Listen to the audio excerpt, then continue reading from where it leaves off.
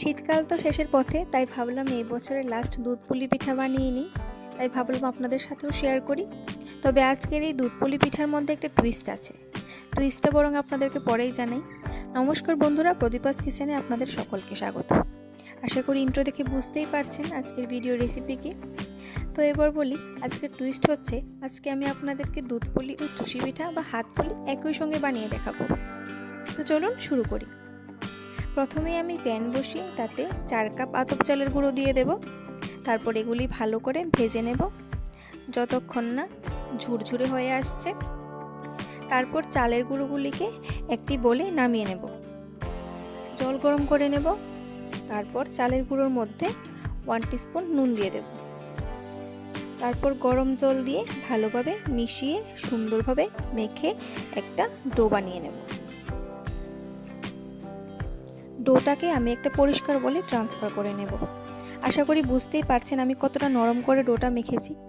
তারপর এটাকে একটা ভেজা কাপড়ের সাহায্যে ঢেকে দেব, যাতে ডোটার উপরের জায়গা শক্ত না হয়ে যায় বা শুকিয়ে না যায়। এবার গ্যাসে প্যান বসিয়ে তাতে নারকেল কুঁড়ো দিয়ে তাতে 3 টিস্পুন চিনি দিয়ে দেব। এটাকে ভালোভাবে নাড়তে নাড়তে যখন চিনিটা গলে যাবে, নারকেলটা জুসি হয়ে আসবে, তখন এটা নামিয়ে নেব। এবার চলে আসবো পিঠার শেপ দিতে।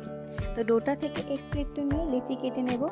এবার লেচিটার সাইডগুলিকে পাতলা করে নিতে হবে এবং এটাকে বোলের মতো বানিয়ে তাতে নারকেল ও চিনির স্টাফিংস দিয়ে ভালোভাবে মুড়ে সেগুলিকে ডিজাইন করে নেব।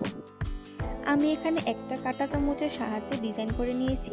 আপনারা আপনাদের পছন্দ মতো ডিজাইন করে নেবেন। ডোটা আঠা আঠা লাগলে একটু শুকনো চালের গুঁড়ো হাতে বা ডোটার গায়ে লাগিয়ে নেবেন। এবার চুষি পিঠাগুলি বানানোর জন্য ডোটা থেকে একটু একটু নিয়ে যে কোনো কিছুর উপর রেখে হাতের তালু দিয়ে লম্বা লম্বা করে নেব।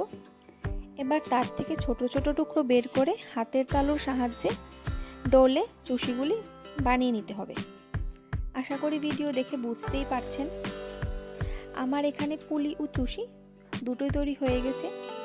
এবার কড়াইতে দুধ দিয়ে, আমি এখানে 700 ml দুধ ব্যবহার করছি, আপনারা নিজেদের পরিমাণ মতো ব্যবহার করবেন।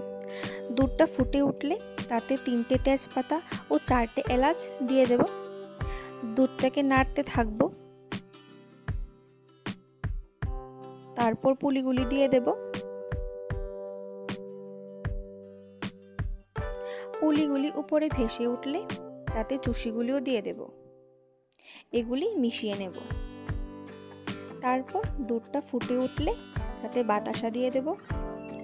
আমাদের এখানে এগুলিকে চুষি পিঠা আবার হাত পুলিও বলে। আপনাদের এখানে কি বলে কমেন্টে জানাবেন। বাতাসা গলে গেলে নামিয়ে নেব। আমি এখানে একটি বাটিতে চুষি পিঠা আর একটি বাটিতে দুধ পুলি রেখেছি। আপনারা চাইলে একসঙ্গেও রাখতে পারেন। আমি এখানে একটা আপনাদের ভেঙে দেখাচ্ছি কতটা সফট হয়েছে দুধ পুলিগুলি, আর খেতেও অসাধারণ হয়েছিল। আশা করি আপনাদের সকলের খুব ভালো লাগবে। ভালো লাগলে লাইক কমেন্ট শেয়ার করে দেবেন আর সাবস্ক্রাইব করে পাশে থাকবেন।